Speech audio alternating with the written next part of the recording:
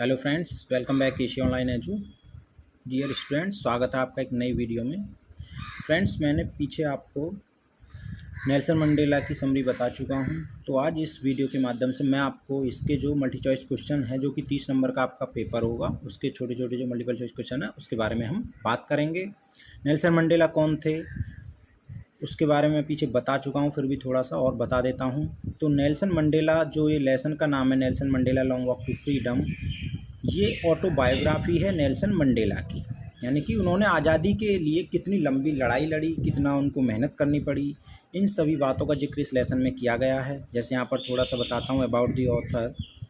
Long walk to freedom is an autobiography written by South African president Nelson Mandela. यानी कि ये जो long walk to freedom, जो ये लेसन है नेल्सन मंडेला, ये ऑटोबायोग्राफी है किसकी? साउथ अफ्रीका के जो राष्ट्रपति थे, जो प्रथम राष्ट्रपति बने थे वहाँ पर। जब रंग भेद की नीति समाप्त हो गई थी तब उनको राष्ट्रपति बनाया गया था वहाँ पर। तो उनकी ये ऑटोबायोग्राफी है, यानी कि आत्मकथा है, जो कि पब्लिश हुई थी 1994 में।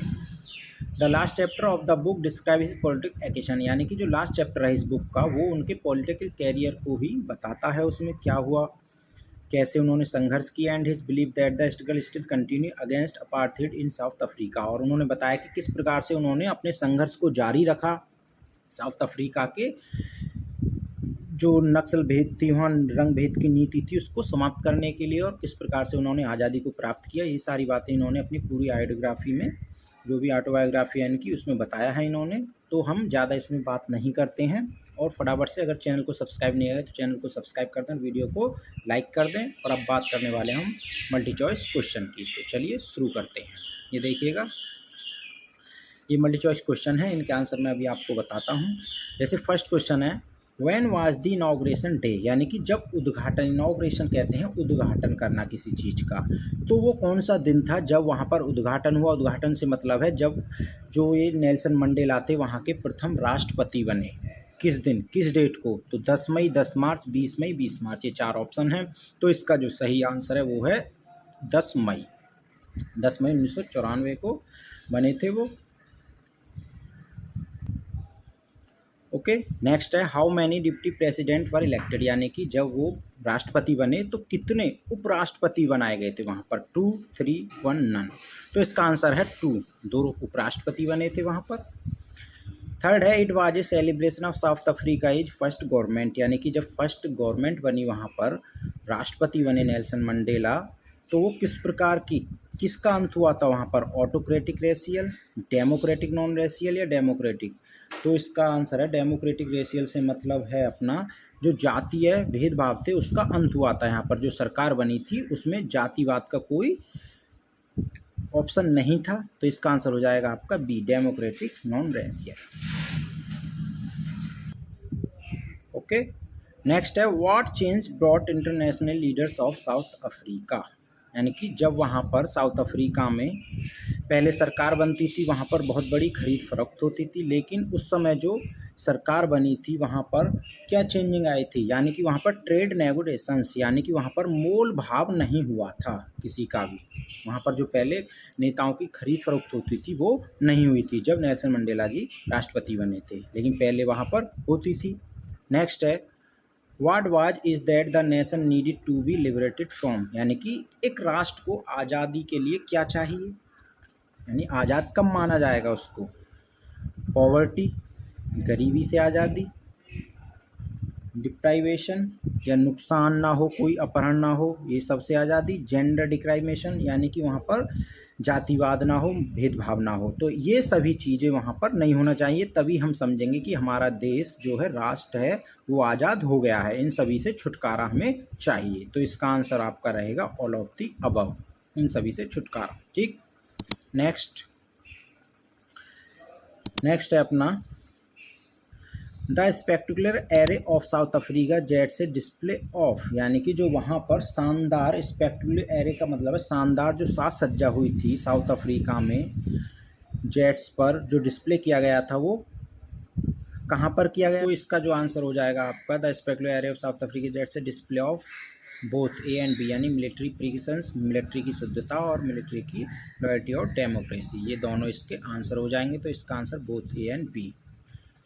नेक्स्ट है अपना whom did Mandela want to thank but could not, यानी कि मंडेला किसको धन्यवाद करना चाहते थे लेकिन वो नहीं कर पाए, यानी अपनी फैमिली को, हिज फैमिली, वाइट रूलर्स जो पहले शासक करते थे उनके लिए, या अफ्रीकन पैट्रियट्स जो देशभक्त थे किसके लिए। तो इसका आंसर है अपना military who know longer exist, यानी जो वहाँ की सेना थी वो उनको करना चाहते थे धन्यवाद लेकिन वो नहीं कर पाए। नेक्स्ट है according to Mandela what is the greatest wealth of a nation, यानी कि सबसे अधिक जो उम्मीद होती है हमें किसी राष्ट्र से कि उसका सबसे बड़ा धन क्या है, सबसे बड़ी संपत्ति क्या है। एक राष्ट्र की सबसे अधिक सबसे महत्वपूर्ण संपत्ति क्या होती है, मिनरल्स जो खनिज पदार्थ होते हैं उनकी, जेम्स ज्वेलरी या सोना चांदी ये सब होते हैं उसकी, डायमंड्स हीरों की, या पीपल्स लोगों की। तो एक अच्छे राष्ट्र के लिए आवश्यकता होती है अच्छे लोगों की। क्लियर। अगर वहाँ पर अच्छे लोग ना हो किसी राष्ट्र में तो आप कितना भी संपत्ति हो वहाँ पर, कितने भी हीरे जवाहरात सोना चांदी हो, सब कुछ बर्बाद हो जाएगा अगर वहाँ की पीपल अच्छे नहीं हैं। तो what did Mandela learn about करेज, यानी कि करेज के बारे में मंडेला ने क्या सीखा, क्या पढ़ा। It is absence of fear, it is triumph over fear, both and A B, none of the above. तो इसका आंसर हो जाएगा आपका it is the triumph of fear, यानी कि डर के ऊपर विजय प्राप्त करना। अगर हमारे अंदर साहस है तो हम किसी भी डर के ऊपर या किसी भी अत्याचार के ऊपर हम विजय प्राप्त कर सकते हैं। ट्रिम ओवर फियर, फियर मतलब डर, ट्रिम मतलब विजय, ओवर मतलब ऊपर, यानी कि डर के ऊपर, कहते हैं ना डर के आगे जीत है, तो इसका मतलब ये है। नेक्स्ट है why were two national anthem sung, यानी कि वहाँ पर जब राष्ट्रपति बने थे नेल्सन मंडेला जी तो वहाँ पर दो राष्ट्रगान क्यों गाए गए थे, क्यों बजाए गए थे दो राष्ट्रगान, क्यों बजाए गए थे। तो इसका आंसर देखिए, to empty unity, to mark and the end of racial discrimination, to mark the end of gender, यानी कि ये दोनों चीज़ें वहाँ हुई थी। टू एम्प्टी यूनिटी, जो उन्होंने पहले जो शासक था उनका वाइट चमड़ी वालों का उसका अंत हुआ था एक तो, और to mark the end of racial discrimination, यानी कि जो वहाँ पर चला आ रहा था जातिवाद भेदभाव उस सब का अंत हो गया था। तो इसका आंसर हो जाएगा A and B, both A and B. ठीक, आगे है what comes more naturally to heart according to Mandela, यानी मंडेला के अनुसार हमारे अंदर प्राकृतिक रूप से कौन सी चीज़ आती है, हमारे दिल में ऐसी कौन सी चीज़ आती है जो नेचुरलिटी, यानी कि जिसको हम फोर्स के द्वारा नहीं लाया जा सकता। तो उसका हेटर्ड यानी घृणा, यूनिटी लव प्यार, रेशियल डिस्क्रिमिनेशन। तो इसका आंसर हो जाएगा आपका लव, प्यार। प्यार जो होता है वो हृदय के अंदर नेचुरलिटी यानी प्राकृतिक रूप से ही आता है। नेक्स्ट है विच party did Mandela join, Mandela ने कौन सी पार्टी को ज्वाइन किया था, इंडियन नेशनल कांग्रेस या African national Congress, national African party, he did not join any party. तो इसका आंसर है आपका अफ्रीकन नेशनल कांग्रेस पार्टी के वो नेता थे, उसी से उन्होंने चुनाव लड़ा था और वो राष्ट्रपति बने थे। नेक्स्ट है who according to Mandela is not free, यानी कि मंडेला के अनुसार कौन फ्री नहीं है, oppressor, oppressed, both A and B, none of the above. तो इसका आंसर हो जाएगा आपका both A and B. Oppressor का मतलब अत्याचारी या दलित या पीड़ित होता है, तो इनमें से वो आज़ाद नहीं है, जिन्होंने भी अत्याचार किया है वो आज़ाद नहीं है अभी।